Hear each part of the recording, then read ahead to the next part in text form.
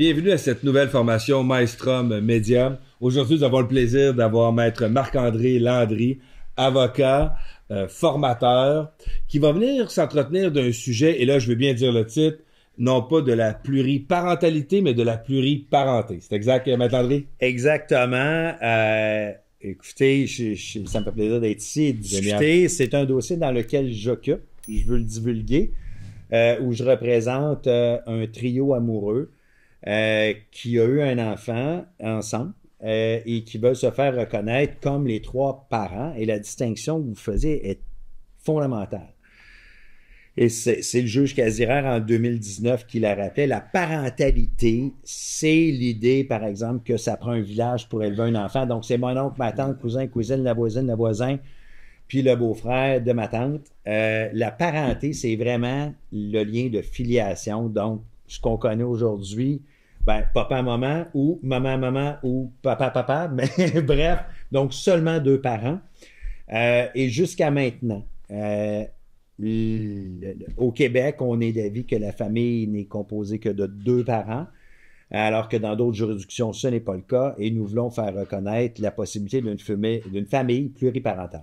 Alors, pluriparental, donc je suis content qu'on en parle. Ce que vous voulez faire reconnaître, puis vous l'avez dit, c'était un trio amoureux. Donc, on parle de triparentalité, de triparenté, là. Je vais faire attention pour pas me tromper, là, de triparenté et non de pluriparenté. Est-ce qu'on peut voir est-ce qu'en ce moment, ou dans les débats, on fait une distinction entre triparenté ou, permettez-moi l'expression, si on ouvre la boîte de Pandore, ben on sera on sera quadruple, on sera quintuple, il n'y a plus de limite. C'est effectivement un des arguments invoqués contre la triparenté. Et je vous dirais que effectivement, il doit y en avoir une limite à la filiation. Mais c'est quoi la limite? Ben, en Saskatchewan, voyez-vous, ils vont jusqu'à 5. 5? Jusqu'à 4, pardonnez-moi. 4. En matière d'adoption communautaire autochtone, on élargit les possibles parents adoptifs. Donc, elle est où la limite? Ben, je sais pas. Moi, mon dossier, c'est 3 parents. Puis, vous savez, c'est un trio amoureux, mais ça pourrait très bien être 2 hommes gays avec une mère lesbienne ou non lesbienne, peu importe. Parce que, puis à l'inverse, 2 lesbiennes avec un homme. Ici, on parle de 3 personnes qui ont un projet parental. Et la notion de projet parental, ça, c'est au cœur de ce que nous plaidons. Donc, ils ont fait le projet parental ensemble, ils y ont réfléchi. Et ça aussi, c'est très drôle parce que, les gens, avez-vous fait un contrat? Avez-vous aussi... C'est comme un peu n'importe qui là, qui se fait des enfants. Là, on y réfléchit, on en parle, mais évidemment, on en parle plus dans un contexte comme ça. Mais c'est drôle que certaines personnes voudraient en faire un prérequis. Passons, l'enfant naît, tout va bien. On inscrit à la déclaration de naissance, sous protêt, le nom des 2 dames. Et ça, c'est important parce que moi, j'avais déjà institué le recours pour faire reconnaître la triparenté. Qui vous êtes arrivé déjà dès le départ. Oui, en amont de la naissance.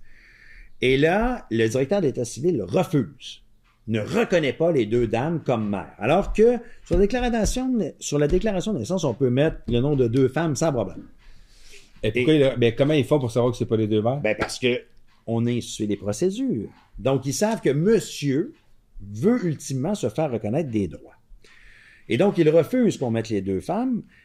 Et, ultimement, l'enfant, en date d'aujourd'hui, en attente d'une décision de tribunal, à l'acte de naissance, n'a qu'un seul parent, qui est sa mère biologique. Et donc, cet enfant-là est né dans une maison avec une fratrie de 3. Il y a 3 parents qui s'en occupent, qui prennent des décisions à son égard, qui l'éduquent, qui se sont levés la nuit, qui l'ont nourri. J'ai un enfant de 2 ans, là, je comprends très bien ce que ça veut dire. Et aux yeux de la loi, il n'a qu'un seul père. Évidemment, les gens disent, ouais, mais tu sais, c'est pas grave, ça n'empêche pas les 2 autres de s'en occuper. Puis vous avez, par exemple, c'est l'exemple des nouveaux conjoints.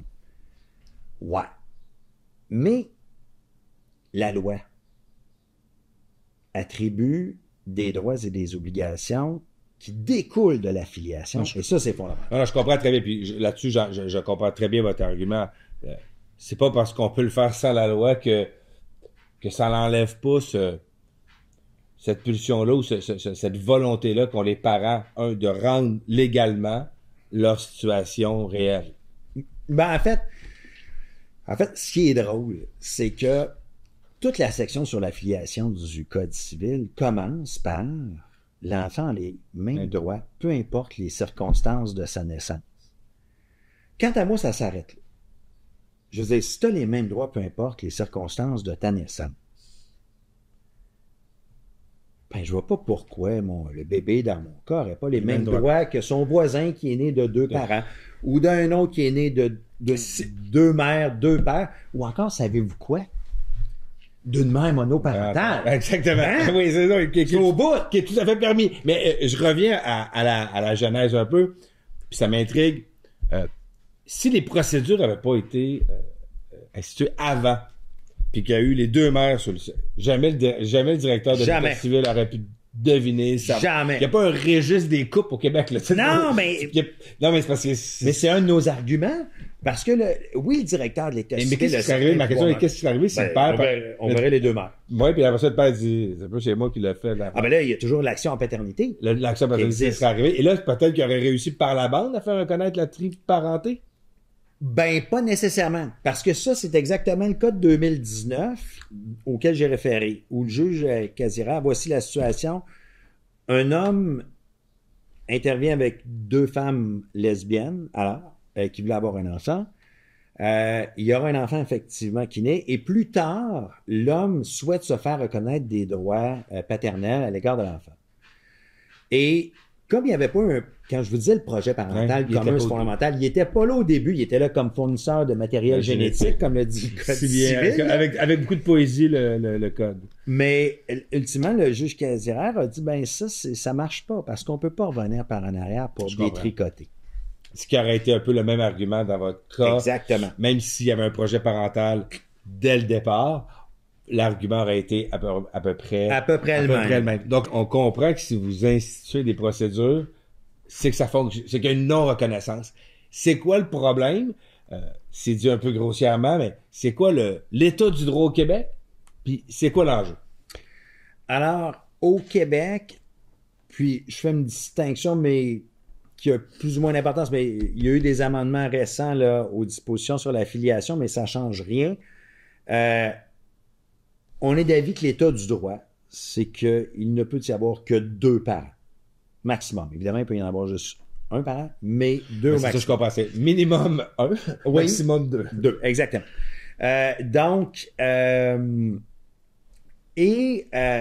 En toute candeur, lorsqu'on regardait les anciennes dispositions du Code civil, celles qui s'appliquaient quand le bébé dans mon affaire est né, c'était pas si clair, puis il y avait moyen même d'interpréter ces dispositions-là pour dire, ben, il n'y en a pas de limite.